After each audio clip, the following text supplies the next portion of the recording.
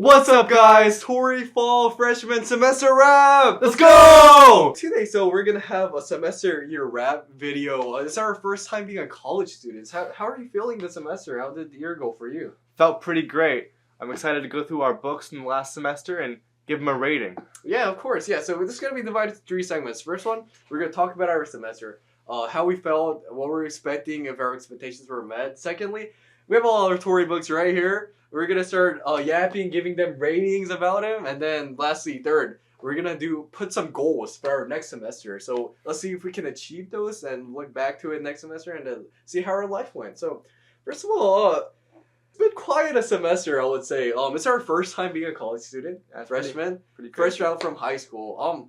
How was your dynamics? What were you expecting, and were those things met?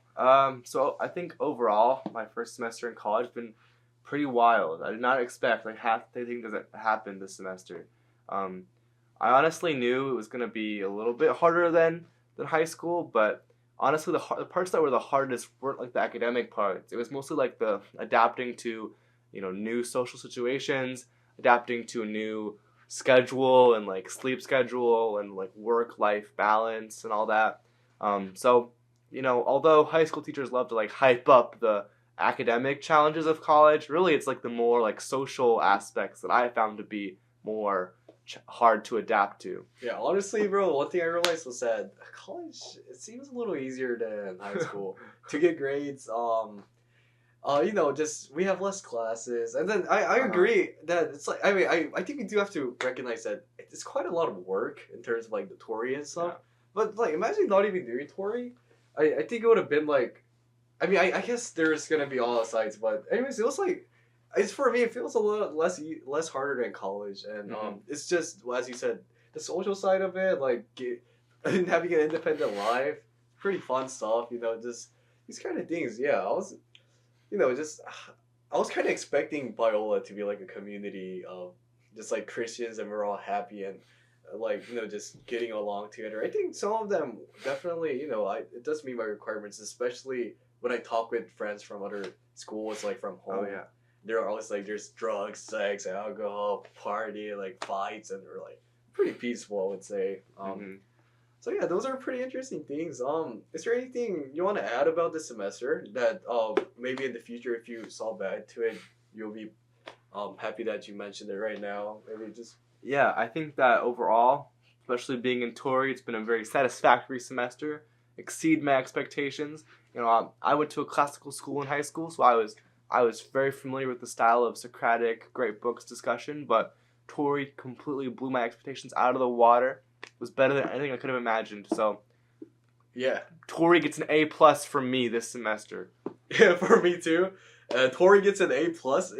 It's an experience that I thought that we'll never get to have in our lifetime. And then it's only one that you can kind of get in Biola. I think it's very special about that. I really feel just blessed that I got to do it. And the community, our cohorts, it's all been, it's mentors. Yeah, all of it's been very nourishing. And, it's not just the books. It's also like the people that you get to read them with and the teachers you get to discuss them with. And, it all comes together to create a perfect experience. And now that we mentioned Torrey, why don't we just go straight into rating some of our Torrey books today, or all of them? Let's get into it. Let's go. So first book is gonna be The Iliad by Homer. Actually, I think we should just go straight into giving a review on this. Out of Yelp rating, out of 5 stars, how many stars would you give it? I'm gonna give The Iliad 4.5 stars out of 5. Definitely not my favorite in high school. I definitely preferred the Odyssey with all the adventures and the monsters and stuff. But upon second reading, the Iliad really stuck out to me as one of my favorites from this semester.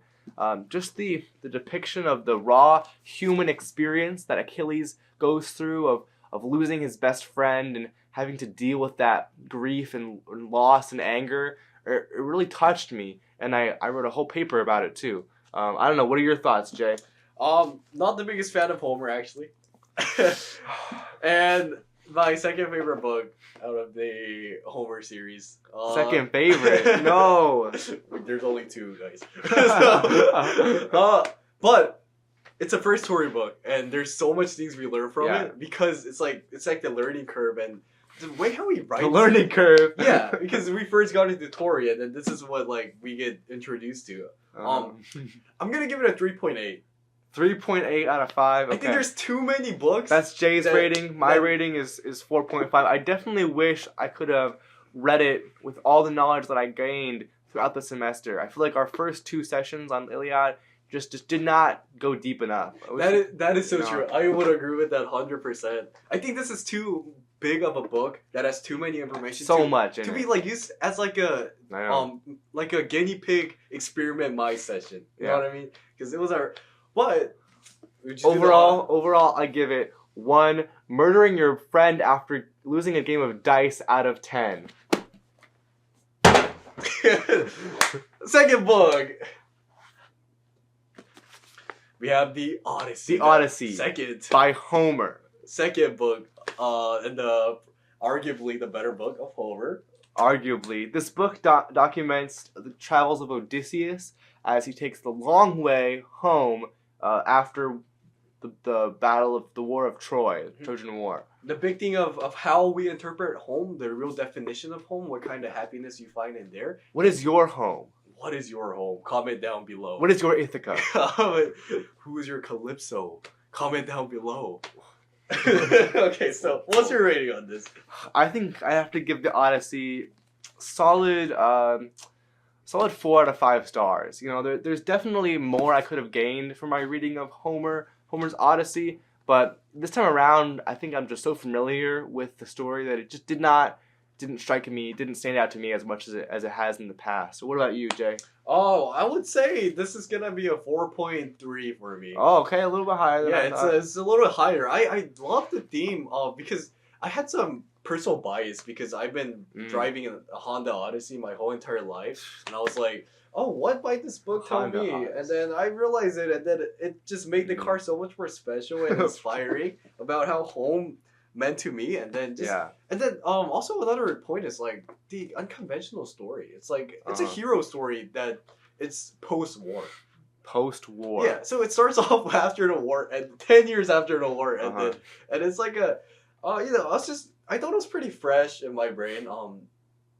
So I think I had and this is shorter read too than the Iliad, so I had a much better time reading. I don't get me wrong, I love the Iliad too, but so that's just one thing that I would say about this book. Yeah. Overall, I give it 10 dead dogs out of 10. It's getting fun now. Sophocles. Starting with Antigone by Sophocles. Yeah, so it was a little weird because Oedipus, the story chronologically is Oedipus and then Antigone, but our curriculum is Antigone like first. So I guess it's because it's the chronological order of when it was written. I argue this is because Antigone is the better play. Oh my goodness. I'd have to give Antigone a solid... The better play? A solid 4.4 stars. So better than the Odyssey, not quite as good as the Iliad. A 4.4 for Antigone. And here's my case for it. It really is about politics and the current state of our world today. Should you obey the government and pay your taxes, or should you not pay your taxes? That's the question that Sophocles wants you to answer with this play. So I give it a 4.4. Politics? Yes, but I kind of read it more with godly stuff and family ties and stuff like that. Family ties of what is right. You know, was Antigone right or wrong? These are questions that we'll never know if she was right or wrong. Right. Yeah. So I would rate this book 4.3. Okay, that's only 1 point lower than I do. Yeah, because I do think it's better. I did enjoy it more than Odyssey, but there's some better books that is gonna come up. Okay, give me that. I think overall we should point out that it's about a woman who buries her dead brother against the direct orders of her uncle, the king. His name is Creon, not Crayon. Creon, and so she ends up dying, and then everyone else dies. It's very sad. Also, it's about gender roles in society. Should women stand up for themselves? That's the question. Yeah, that's a question. I guess it was pretty interesting because We'll never know. her role in the story is kind of quite extraordinary. Like, did she do the right thing or did she not? Because Antigone and Creon, they both ultimately did do the thing that they thought that God wanted them to do, right? That's true. So I mean, that's Creon, true. yes, he did get corrupted later on, but I think the general idea is like, how do we determine who was actually right? We'll never know. We'll never know. Yeah. So overall, I give it 6 feminisms out of 10. Next book. Sophocles again. We're gonna. All right, because here comes our king. Now we're talking about Rex. Our king, our incestuous king, Oedipus. So, I would like to start with Oedipus Rex. I think it's better than I think it's the superior book of the Sophocles series that we had at Torrey. Better than Antigone. Oh, if you say so. Great themes about freaking your mom and killing your dad. And that's not the theme, guys. The theme is about our destiny and our fate and the things that we're gonna have to go and try to, and things that we might actually not be able to overcome by the gods' ideas, right? So I don't know. I give your rating first, Jay. Oh, I'm gonna give this a solid 4.5.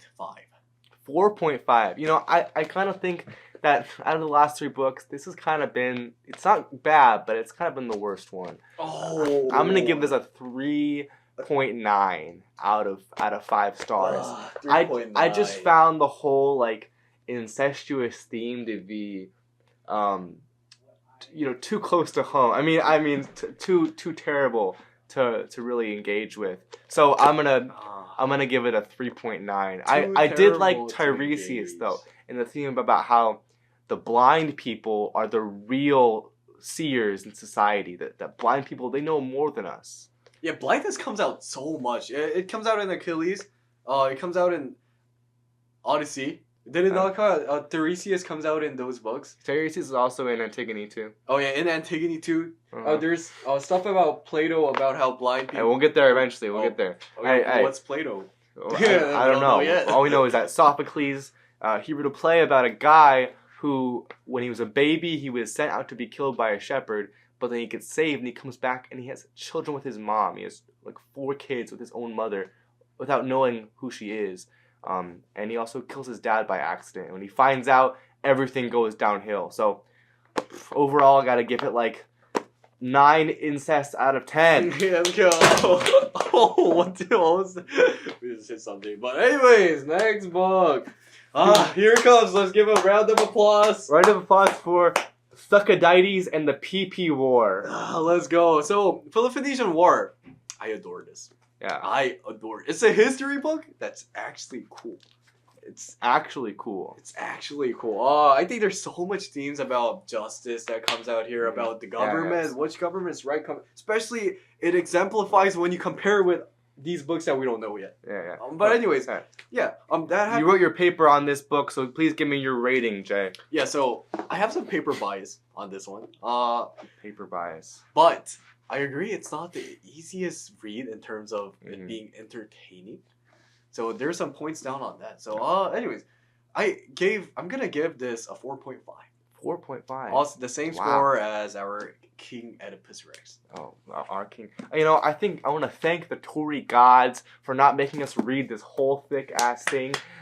We only had to read like 4 or 5 chapters out of this, like 100 pages out of this big volume. So thank you, Torrey gods.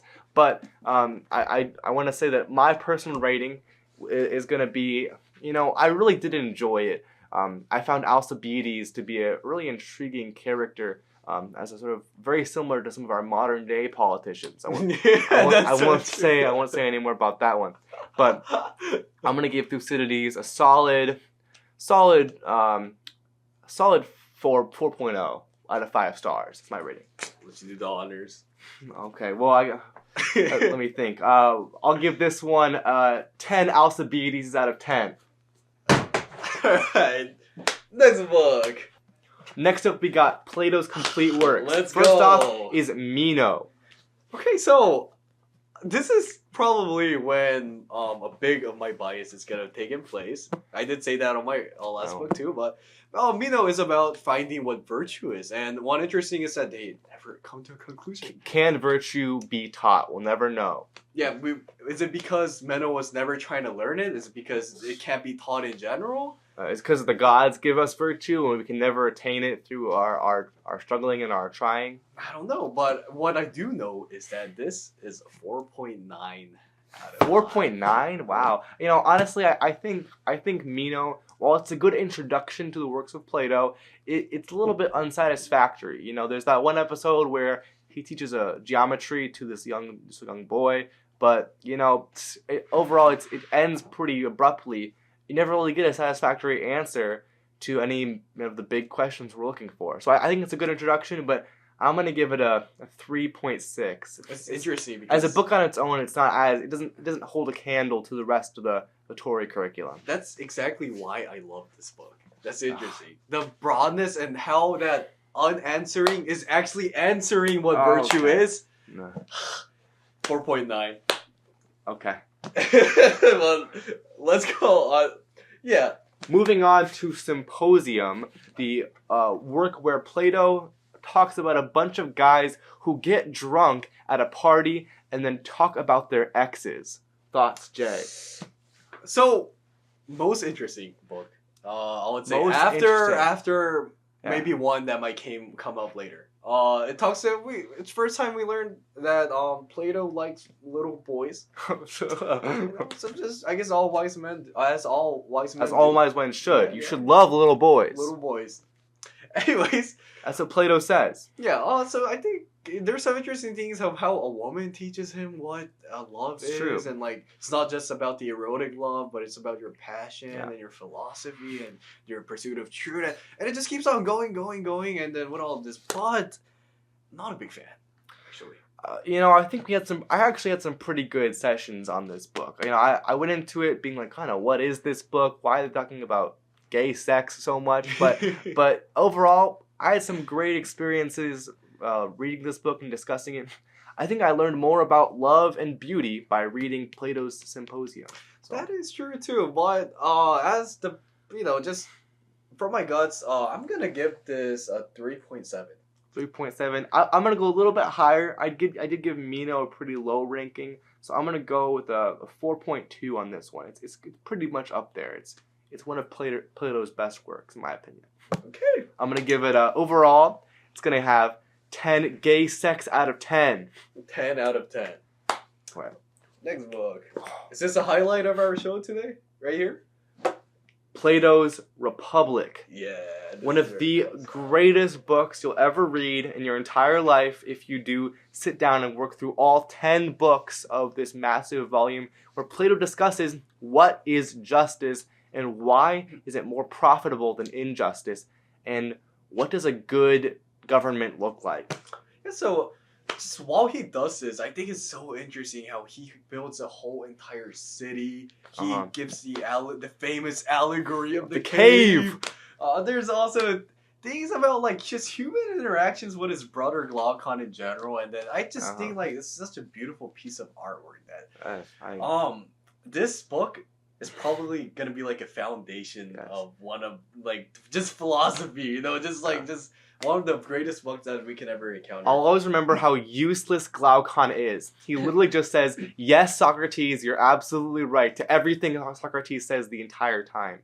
Absolutely useless, Glaucon. Yeah, and that might be another symbol actually of how smart Socrates is. Yeah, and how teaching works within that situation too. Well, I think my rating for the Republic is going to be probably one of the highest of all the books in the curriculum that we read this semester. I'm going to give it a 4.8 out of 5 stars. You know, it's not quite up there, but it's pretty high. It's about as high as a book can get in my ranking system. Okay. I'm gonna give this a 4.9. Same with Meno. Wow, you think Republic and Meno are the same level? I think my emotional encounter with that was pretty intriguing in a good way. Fair enough. It was that level of emotion that came to me. So. Fair enough. Yeah. Overall, we're gonna give it 10 philosopher kings out of 10. Yeah. You gotta be careful with that one if I rip. Anyways. Next, we got the Bacchae by Euripides. This is by far the spiciest book we read in the Torrey curriculum. It's all about a bunch of women getting drunk in a mysterious ritual outside of town, and then it ends up with a lady tearing her own son's head off with her bare hands. Yeah, and she does not recognize that until she sees the skies. And then she looks down. What does the skies mean?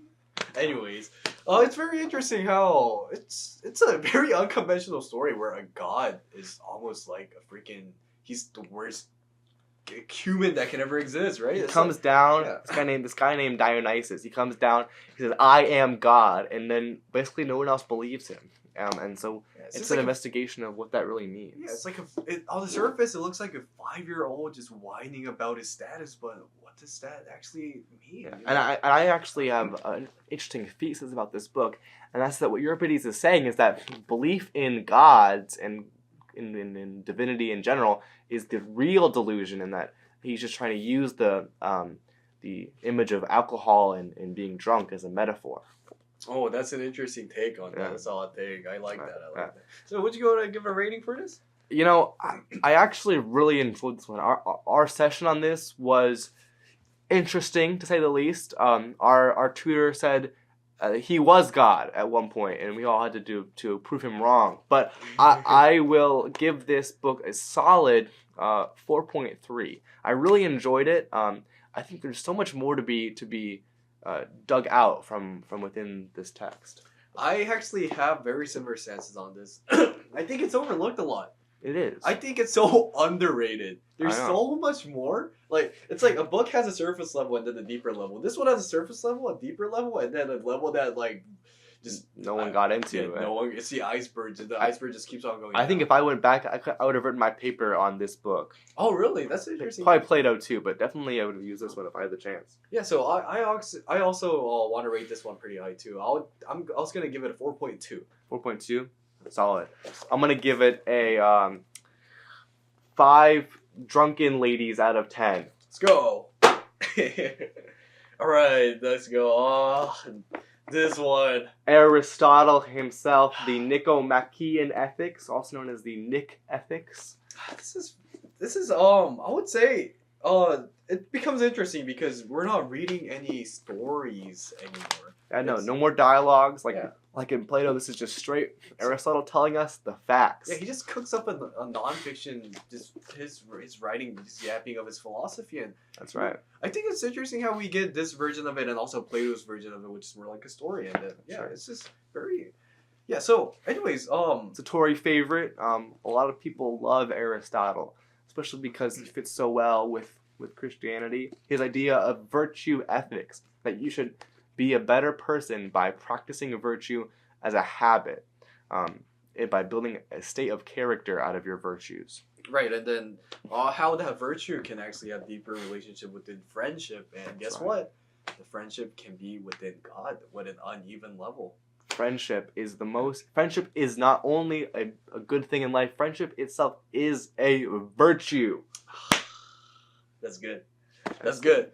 Let's go ahead and give it a rating. I think I'm gonna go ahead and give this a 4.6. 4.6. You know, I gave Republic a 4.8. I'm gonna give this one a 4.9. This is the best book I read this semester. It's gonna go above Republic? I think I enjoyed this book more than Republic because Aristotle is just he's so logical. He's so analytical. Makes so much sense. I'm on Team Plato. If you're on Team Plato, comment down below. I'm Team Aristotle. Down below, Plato's all about the up above. I'm about the down below. Oh, comment above, Plato people. That's what you Plato freaks are gonna do. All right, let's go ahead and throw it out. Next book. Next, we have the Book of Genesis in the Holy Bible. This is gonna be interesting. Well, to start out with Genesis, in the beginning was God. And when God began to create the heavens and the earth was formless and void. Thoughts on that? So Genesis, when people ask me what my favorite books that I've been reading was, I always answer Plato and Genesis. And an honorable mention to Bacchae, but... And Thucydides. And Thucydides, yeah. But Gotta remember that guy.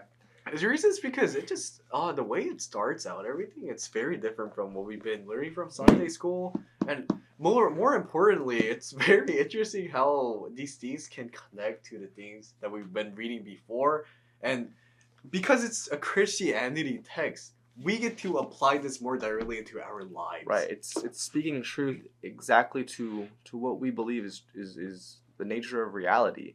And the interesting thing about Genesis is it doesn't only just do the creation of the world. It then gives us some real stories about people like Abraham and Isaac and Jacob and Joseph and how they communicate with Yahweh, their God, which is really cool. Yeah, so we should go ahead and give this a rating very carefully. Yeah, one of the best books of all time. I think Genesis, this is based off my personal enjoyment of reading it, just to be clear, and how I compare it to what I've learned from some of the other books. I'm going to give it a 4.7. I think our discussions on Republic and Nick Ethics were more enlightening and enjoyable to me personally, but Genesis definitely is high up there with some of the best books of all time. Thoughts, Jay? I'm gonna go ahead. I have similar thoughts. Because we've been exposed to Genesis our whole entire lives. It was a little more like, wow, what is this? To read Aristotle, to Plato, and all these other great texts.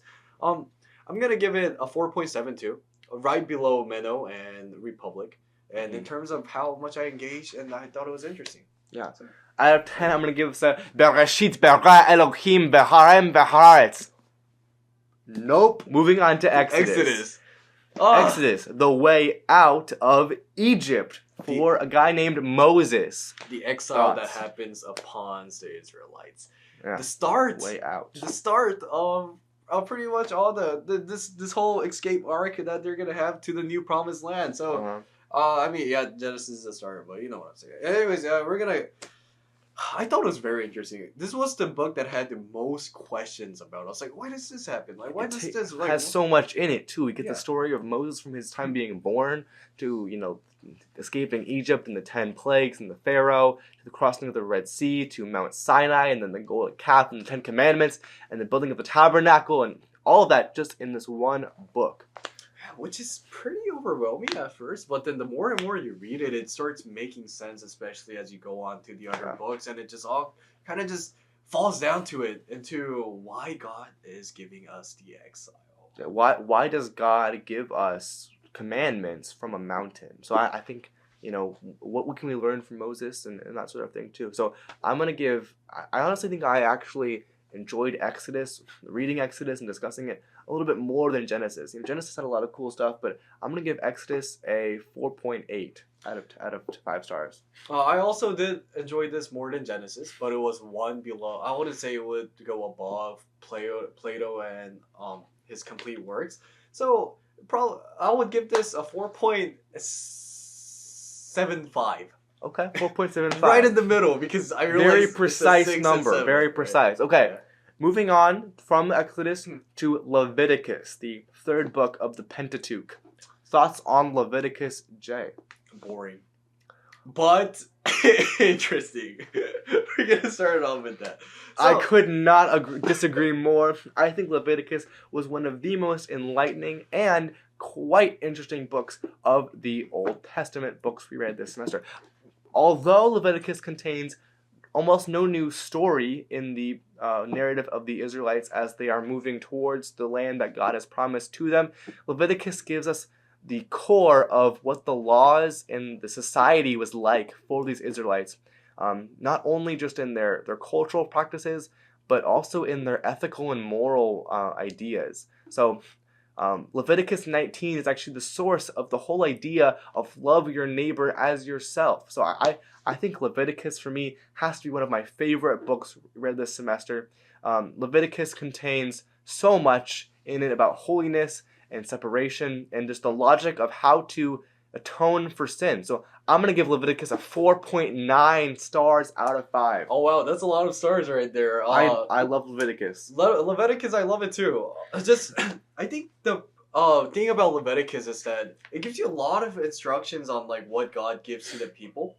It's arguably boring to read, but the part where it comes down to it is that it teaches you on how God approaches to you and what he wants from you, because you can find commonalities between these 2,000 things that he tells you to do, and it connects with other books on like these rules on like sexual immortality, sin, as he said, the greatest commandment comes out here too, and then all these things just draws out to how God is trying to abide with us, and he's trying to meet us in the middle, not because it's just like hey, you just do this, but it's because he is holy, and unholiness is incompatible with that. Leviticus says, "Be holy." Yahweh says to the people, "Be holy as I am holy." So it's all about Yahweh wanting to dwell with the people. So overall, Leviticus gets a 10 tabernacles out of 10. I didn't rate it yet, though. Give a rating. 4.1. Okay. Moving on to Numbers, the book of Numbers. We got to get into it here. This book starts out super boring with a boring census. It's like in Judah there was like 1,000 guys, and then in Asher and Dan there was like 50,000 guys. So boring. Then it moves straight on to some of the most interesting stories of the Old Testament. We see Moses and Korah, this guy getting into a big heated battle. We see Moses striking the rock. We see tons of interesting stuff about spies going into the promised land, and then after they come back, Yahweh says that they can't, that everyone except for Caleb and Joshua can't enter the promised land. So super interesting stuff.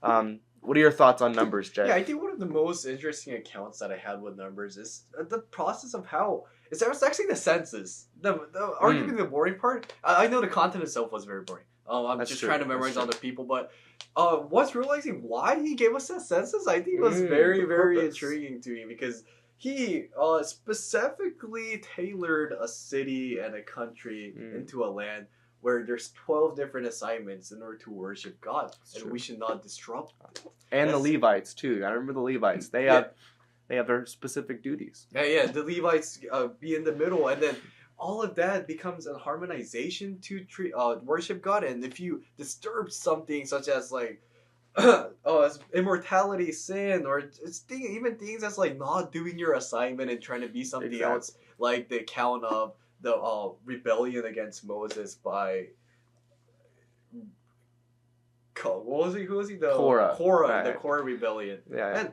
so these all come here. So it's like I think I would say Numbers would it would be in my heart a little more than some of the books that we've read. What's your number for Numbers? My number for Numbers is gonna be 4.6. 4.6. I think I'm gonna go a little bit lower. I'm gonna go 4.4 for Numbers. I did like it a lot, but it just can't beat Leviticus. So overall, we're gonna give it a 20 Levites out of 20. We should give it 12. Boom. 12 Levites out of 12. That makes way more sense. 12 Levites out of 12. Moving on.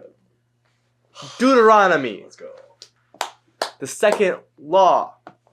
Thoughts on Deuteronomy? Deuteronomy, honestly, it's a very interesting part, because it's like kind of getting to that transition of the new land. And they're about to enter the promised land, and then Moses sits them down and says, "Here is the law, as fast as I can tell you the entire thing." Yes, he starts yapping the whole thing again. I mean, there's some ads, there's some subtraction, but most importantly, I think there's an ad in the middle of it. There's an ad break. Yes, a 5-minute ad. But anyways, I think the important part about this is that Moses dies, and at the very end, sadly, sad. What is that? The key to the next chapter. We'll get into it in a second, but what do you rate Deuteronomy out of 5 stars? I'm gonna go ahead and give this more than our next book, actually. I'm gonna give this a 4.7. 4.7. Wow. Honestly, Deuteronomy is one of the best books of the Pentateuch. It describes a lot of the laws, has that famous commandment to love the Lord your God with all your heart and all your soul and all your might. But overall, it's kind of just a recap, a review of a lot of the stuff that we've seen in the previous books. So overall, I'm just going to give it a 4.3 out of 5 stars. But overall, it gets a 12. Boil a goat and their mother's milk out of 12. That's unholy, guys. Don't do that. Okay, moving on to the book of Joshua. It's getting spicy now. It's getting spicy. We're gonna have prostitutes. We're gonna have murder. We're gonna have child sacrifices. So Joshua, this is where we get into the new promised land. Yay! But is it a yay? We're there, but we're not done yet. We gotta destroy all the Canaanite kings that were there before us, and that's gonna take a while. Yeah, so what kind of like interactions were there like in terms of trusting God, fearing Him, who's gonna be accepted by God, who's not? This is an interesting question with that fake covenant that makes from the Gibeonites. Right? Oh, they have a deception. Yes. That's right. So yeah, is it okay to deceive God's people to be accepted by God? And it looks like it kind of was. I think we should get more into it in another thing, but just for the sake of this conversation, I really loved this book of Joshua because me too. It showed a new promised land, and there were so many similar things and also new things that just all came down to it that connects to our. What's your rating? I'm gonna go ahead and give this a little more than Deuteronomy, 4.7. 4.7. 4.76. Okay then, I think I'm on a similar page with you. I definitely enjoyed Joshua more than Deuteronomy. It had some really interesting stuff going on. Spies sneaking into the city of Jericho, getting intel from prostitutes. Then we got Achan and how he steals the devoted things, and then everyone stones him when they find out. Really interesting stuff. Lots of war. It's honestly, I think you could connect the Iliad and Joshua. They're both about war. But to give a rating for Joshua, it's got to be like a 4.6. Pretty high up there. Alright, sounds good. Should we get to our highlight of the Bible session? Well, our final book of the year was one of the last books of the Bible, of the New Testament, the book of Hebrews, the letter to the Hebrews, as it's called. Thoughts on Hebrews? So, Hebrews is probably... It's going to be the so what of our whole first semester. What's the point of reading everything we do? Not just the Bible, it's all of it. Our epic poems, to the skits, to the plays, to the philosophical crap. And like, why do we do all of this in the Bible? And it all narrows it down to Jesus and the new covenant. To Christ and the new covenant and the new priesthood as well. And then what is it that we have to do, or... this fate that advocates by Hebrews so much, what does it lead to? All of these virtuous and non-virtuous things that we learn throughout this text, and then it just brews it down. I know. Yeah, and then it does it pretty smoothly from an author that is unknown. Yeah, we don't know who wrote Hebrews. I mean, we don't know who wrote the Old Testament for sure either, but, all we know is that God inspired it. That's what we know for sure. But Holy Spirit, exactly. The author of Hebrews says that, actually. So the Holy Spirit inspired everything. But Hebrews talks about how Christ came to die for our sins, and he fulfilled the prophecies of the Old Testament, and he replaced the old covenant of the Levitical priesthood with the new covenant that allows them to sacrifice for everyone's sins once and for all. So you're saved from sin. Congratulations. Thank you, Jesus. Yes, so he has a story about how he comes down and tells us that our old covenant was perfect. And he destroys it. Well, not destroys it. He improves it. He gives it a real polish over. Perfects it. Brand new covenant. And into the one where we live by today. We live by faith. So run with endurance, with the what is it again? Run with endurance, looking to Jesus. Yeah, we live by faith, not by sight. Blindness. That's not in Hebrews. Hey, it's in one way. Okay. Moving on. What is your rating for Hebrews, Jay? So, honestly, it's kind of hard. Honestly, it was a great book, but I'm gonna say that it's been a lot of things that we have already been hearing a lot from our Sunday school stuff. So, although it was very beautiful and very inspiring, it didn't have like that as big as an effect as those great. I'm not saying it's not great, but you know what I mean. So they're all great books. I'm gonna go ahead and give it a 4.6. 4.6. Honestly, I really appreciated Hebrews because, unlike some of the Old Testament books that are not ordered in the most sensical or logical way, the argument of Hebrews is ordered so logically. It makes so much sense. It flows so naturally. Hebrews is one of the best composed books of the Bible. So I gotta give it a 4.8. It really, it's high up there. It's one of my favorites. Definitely one of the most essential to this curriculum. So that is all the Torrey books of this year. Whoa! Not this one. Not this one. We We'll gotta keep this as the holy book, holy right? word of God. So, that was your semester wrap on some of the Torrey books. Now we're gonna go ahead and dive into some goals that we might have for next semester. Some things we can look back on and say we want to improve from this semester. That's what. Yeah. I think I just want to go ahead and start about this YouTube channel actually. I wish we could have some consistent and content that's improving after each video. Maybe we can invest some stuff in it and stuff. So that's just one of the goals. Our startup. Yeah. Just cook something and Lots of goals. Yeah. Also, another thing is just, I want to try to consume more of these Torrey books. Like, for example, if like one of the books is short, I want to try reading it twice and even 3 times before my session happens. Trying to just get the most out of it because I totally agree, Jay. I think that looking back on this semester, there's so much more we could have learned and talked about from all these books. They're just endless sources of wisdom and knowledge. And so I think, even though it's impossible to get every single little morsel out of a book, I think going forward into next semester, we both want to try and read deeply, continue to do so and get better at really reading deeply and like sucking a text for all that it's worth as best as we can. Yeah, also, another one, I want to start working out a bit. Widen up the frame. Hopefully that happens too. It's a good goal for everyone to have, I think, honestly. Specifically with Torrey, though, what are some of your goals, Jay? First of all, I really want to go to Oxford Torrey. So I think that's going to be a journey that I'm going to be continuously working on. That's a good idea. Another thing that after I had my Don Rags today, by the way, and one thing that wasn't the most best was my essay. I want to improve as much as I can on that. I do realize there was some last minute stuff I did with my essays, and I could have definitely used more time, used more care. I'm gonna try to work. Always on room for improvement, though. Your essay was pretty good, though, Jay. Thank you, Lucas. It was pretty good. I think it was one of the best ones that I looked at. But I think for me, honestly, I think one of my goals for Torrey is to just, try and get better at session.